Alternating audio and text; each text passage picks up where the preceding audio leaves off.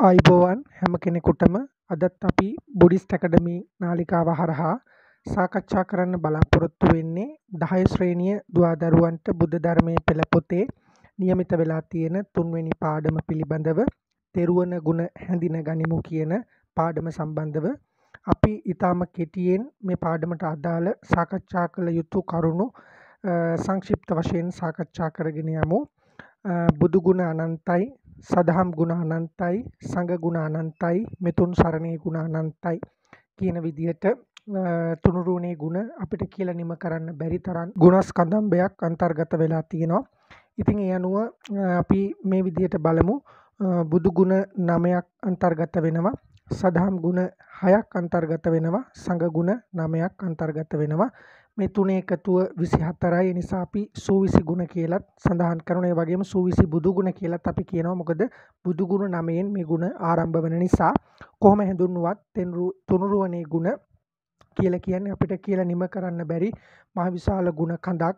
නමුත් අපි තෙරුවන් වන්දනා කරන ගාථා පාඨයන්ට අනුව මේ කියන ගුණ ඒ ගාථාවල සංඛ්‍යා වශයෙන් අන්තර්ගත වෙලා තියෙනවා. ඒ පිළිබඳව තමයි අපි මේ සාකච්ඡා කරගෙන යන්නේ.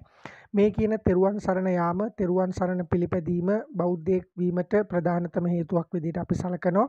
තෙරුවන් ගුණ ඇසුරු කිරීම, එහෙම නැත්නම් උපාසනය කිරීම කියලා කියන්නේ උපාසක කියන තැනත්තට උපාසක කියලා කියන්නේ තෙරුවන් ගුණ උපාසනය කරන, එහෙම නැත්නම් ඇසුරු කරන කෙනාට මේක අවබෝධයෙන් තේරුම් ගන්න ඕන. තෙරුවන් කෙරෙහි ශ්‍රද්ධාවෙන් පැහැදීමෙන් හරියාකාරව තෙරුවන් සරණ යන කෙනා නියමාකාර බෞද්ධයෙක් විදිහට තමයි අපි සලකන්නේ. නිවැරදි බෞද්ධයෙක් වෙන්න මූලික වශයෙන්ම අවශ්‍ය කරනවා ශ්‍රද්ධාව. ඒ ශ්‍රද්ධාවට අපි කියනවා බුදුදහමේ සඳහන් වෙන පරිදි ආකාරවතී ශ්‍රද්ධාව කියලා. ඒ ශ්‍රද්ධාව තුළින් තමයි බෞද්ධ ගුණධර්ම අර්ථාන්විතව මිනිසෙක් තුළ පුරුදු පුහුණු කරන්නේ. මේ ආකාරවතී ශ්‍රද්ධාව කියලා කියන්නේ ප්‍රඥාවත් සමග මුසු වෙච්ච ශ්‍රද්ධාවක්. ඉතින් අපි සාකච්ඡා කරමු. බුද්ධ රත්නයේ වන්දනා කරන ගාථා පාඨය ඔබ දන්නවා. ඉතිපිසෝ භගවා අරහං සම්මා සම්බුද්ධෝ විජ්ජාචරණ සම්පන්නෝ සුගතෝ ලෝකවිදු අනුත්තරෝ පුරිස ධම්මසාරති සත්තා දේව මනුස්සානම් බුද්ධෝ භගවාති කියලා අපි නිතිපතා තෙරුවන් වන්දනා කරනකොට භාවිතා කරන ගාථා පාඨය. ඒ තුල බුදුරජාණන් වහන්සේගේ මේ නවාරහදී බුදු ගුණ පිළිබඳව විස්තර වෙනවා. අපි එකිනෙක සාකච්ඡා කරමු. මේ බුදුරජාණන් වහන්සේට මේ ගුණයන් වලින් වන්දනා කරන්නේ අපි ඇයි කියලා. එතකොට අපිට තේරුම් ගන්න පුළුවන් අරහන් කියන බුදු ගුණය තමයි ප්‍රථම බුදු ගුණය විදිහට සලකන්නේ. එතකොට අරහන් කියන බුදු ගුණයෙන් අපි බුදු වහන්සේව හඳුන්වන්නේ, වන්දනා කරන්නේ උන්වහන්සේ රහසින්වත් පවු නොකරපු නිසා, සියලු කෙලෙසුන් දුරු කරපු නිසා, නරක නපුරු සිතුවිලි, සිත කෙලසන සිතුවිලි දුරු කරපු නිසා, සියලු ලෝවැසියන්ගේ පූජාවන්ට සුදුසු වන නිසා තමයි අපි බුදුරජාණන් වහන්සේව අරහන් කියන ගුණයෙන් වන්දනා කරන්නේ. ඊළඟ කාරණාව සම්මා සම්බුද්ධ ගුණය. බුදුරජාණන් වහන්සේ දත යුතු සියලු කාරණා ධර්ම නුවණින් තමන් විසින්ම අවබෝධ කරගත්ත නිසා, ගුරුවරයෙක් නැතුව තමන්ම අවබෝධ කරගත්ත නිසා අපි සම්මා සම්බුද්ධ කියන ගුණයෙන් උන්වහන්සේව වන්දනාමාන කරන. ඒ වගේම විද්‍යාචරණ සම්පන්න ගුණය, විද්‍යාදී නැණ 8ක්, ඒ වගේම 15 චරණ ධර්මයන් කියන මේ ගුණාංග වලින් බුදුරජාණන් වහන්සේ පරිපූර්ණ නිසා අපි උන්වහන්සේට විද්‍යාචරණ කියන ගුණයෙන් වන්දනාමාන කරනවා. ඒ වගේම තමයි සුගත කියන ගුණය, සුන්දර වෙච්ච, සුන්දර ගමන් විලාසයක් තිබිච්ච, සුන්දර වදන් තිබිච්ච නිසා, ඒ වගේම සුන්දර නිවනට පිළිපන් නිසා, යහපත් මඟ වැඩි නිසා අපි බුදුරජාණන් වහන්සේට සුගත කියන නාමයෙන් වන්දනාමාන කරනවා. ඒ වගේම තමයි ලෝකවිදූ කියන ගුණය, පංච උපාදානස්කන්ධ, එහෙම නැත්නම් අපි කියන මේ සංස්කාර, ලෝක සත්වය, අවකාශය කියන මේ කරුණු මනවින් අවබෝධ කරගත්ත නිසා බුදුරජාණන් වහන්සේට අපි ලෝකවිදූ කියන ගුණයෙන් වන්දනාමාන කරනවා. ඒ වගේම තමයි අනුත්තරෝ පුරිස ධම්මසාරති කියන ගුණය, සීල සමාධි ප්‍රඥා ආදී ගුණයෙන් උත්තරීතර වන නිසා, ඒ වගේම දමනය කරන්නට බැරි මිනිසුන්, සත්වයින් ආදී බොහෝ දෙනෙක් බුදුරජාණන් වහන්සේ දමනය කරන නිසා බුදුරජාණන් වහන්සේට අපි අනුත්තරෝ පුරිස ධම්මසාරති කියන ගුණයෙන් වන්දනාමාන කරනවා. ඊළඟ කාරණාව සත්තා දේව මනුස්සානම්, සියලු දෙව් මිනිසුන්ගේ අනුශාසකයා වෙන නිසා, සියලු සත්වයන්ට ගුරුවරයා වෙන නිසා බුදුරජාණන් වහන්සේ අපි සත්තා දේව මනුස්සානම් කියන ගුණයෙන් වන්දනාමාන කරනවා. ඒ වගේම ඊළඟ කාරණාව බුද්ධ කියන ගුණය, බුදුරජාණන් වහන්සේ දත යුතු සියලු දහම් අවබෝධ කරපු නිසා, සම්මා සම්බුද්ධත්වයට පත්වෙච්ච නිසා අපි උන්වහන්සේට බුද්ධ කියන ගුණයෙන් වන්දනාමාන කරනවා. භගවා කියන ගුණය භාග්‍ය සම්පන්න වන නිසා වඩනාලද සිත් ඇති නිසා භගවා කියන ගුණයෙන් අපි බුදුරජාණන් වහන්සේව වන්දනාමාන කරනවා. ඉතින් මේ කියපු කතා කරපු නවාරහදී බුදු ගුණ හරහා බුදුරජාණන් වහන්සේගේ ජීවිතය තුළ තිබිච්ච සියලු ගුණාංග අපි සාකච්ඡා කරන්නේ. මේ එකිනෙක ගත්තම මේ හැම ගුණාංගයක්ම බුදුරජාණන් වහන්සේගේ ජීවිතය තුළින් ප්‍රායෝගිකවම ප්‍රකට කරපු ගුණාංග. මේ නවාරහදී බුදු ගුණ. ඊළඟ කාරණාව අපි සාකච්ඡා කරන්නේ ධර්ම රත්නය තුල තියෙන ගුණ 6 පිළිබඳව. එතකොට අපි දන්න ධර්ම රත්නය වන්දනා කරන ගාථා පාඨය ස්වාක්ඛාතෝ භගවතා ධම්මෝ සම්දිට්ඨිකෝ අකාලිකෝ එහිපස්සිකෝ ඕපනයිකෝ පච්චත්තං වේදිතබ්බෝ විඤ්ඤෝ හීති කියන කාරණාව මේ පාඨයට අනුව සදහම් ගුණ 6ක් තියෙන බව තමයි අපිට පැහැදිලි වෙන්නේ. ඒවා එකිනෙක අපි සාකච්ඡා කරගෙන යමු. ස්වාක්ඛාතෝ කියන ගුණයෙන් අපි ධර්ම රත්නය වන්දනා කරන්නේ මනාකොට දේශනා කරලා තියෙන නිසා ස්වාක්ඛාත කියන නාමය යෙදිලා තියෙනවා. ඒ වගේම තමයි සම්දිට්ඨිකෝ කියන ගුණයෙන් අපි ධර්ම රත්නය වන්දනා කරන්නේ වැටහුණු නුවණින් තමා විසින්ම අවබෝධ කර ගන්න ඕන නිසා.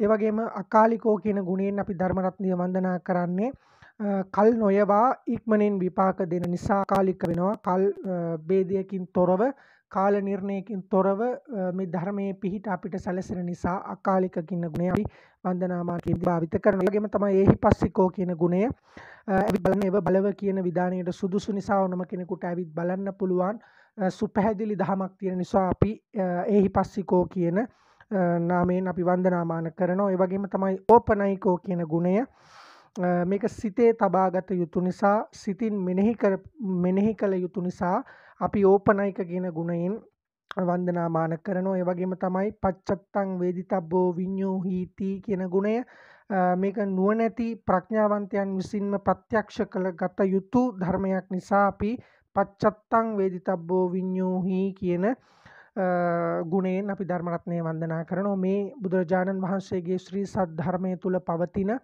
පැහැදිලි ගුණාංග 6ක්. මේවා ධර්මයේ තුර ඉතාමත්ම පැහැදිලිව ප්‍රකට කරලා තියෙන කාරණා. ඊළඟට අපි සාකච්ඡා කරන සංඝ රත්නය වන්දනා කරන ගාථා පාඨය සම්බන්ධව සුපටිපන්නෝ භගවතෝ ශාවක සංඝෝ උජුපටිපන්නෝ භගවතෝ ශාවක සංඝෝ ඥායපටිපන්නෝ භගවතෝ ශාවක සංඝෝ සාමීචි පටිපන්නෝ භගවතෝ ශාවක සංඝෝ යදිදං චත්තාරි පුරිස යුගානි අත්ත පුරිස පුග්ගලා ඒස භගවතෝ ශාවක සංඝෝ ආහුනෙය්‍යෝ පාහුනෙය්‍යෝ දක්ඛිනෙය්‍යෝ අංජලි කරණෙය්‍යෝ අනුත්තරම් පුඤ්ඤක්කෙත්තං ලෝකස්සාති කියලා මේ සංඝ රත්නේ වන්දනා කරන පාඨයට අනුව සංඝ ගුණ 9ක් තියෙන බව අපිට පැහැදිලි. ඒ තුල අපි එකිනෙක සාකච්ඡා කරමු. සුපටිපන්නෝ කියන ගුණයෙන් අපි සංඝ රත්නය වන්දනා කරන්නේ මනා වූ පිළිවෙත් පුරපු නිසා නිවනට පිළිපන්න පිළිවෙත් පුරන පැහැදිලි පිළිවෙත් සමුදායක් තියෙන නිසා තමයි අපි සුපටිපන්න කියන නාමයෙන් වන්දනාමාන කරන්නේ. ඊළඟට උජුපටිපන්න කියලා කියන්නේ ඍජු අවංක පිළිවෙත් තියෙන නිසා මධ්‍යම ප්‍රතිපදාව අනුගමනය කරපු නිසා අපි මහා සංඝ රත්නයට උජුපටිපන්න කියන ගුණයෙන් වන්දනා කරනවා.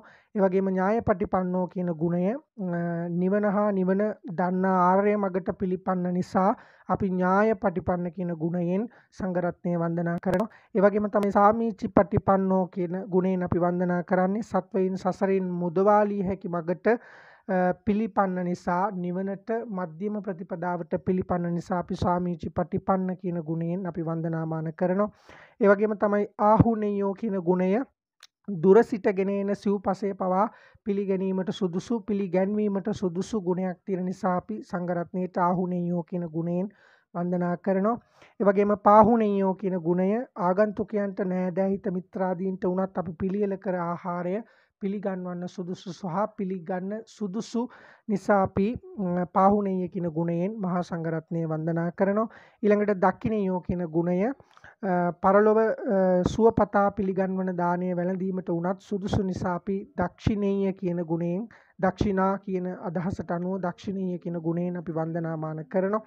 ඊළඟට අංජලි කරණීයෝ කියන ගුණය ඇඟිලි බැඳ දොහොත් මුදුනේ තබා වන්දනා කිරීමට සුදුසු පිරිසිදු ගුණ වගාවක් තියෙන නිසා අපි මහා සංඝ රත්නයේ අංජලි කරණීයෝ කියන ගුණයෙන් වන්දනා කරනවා.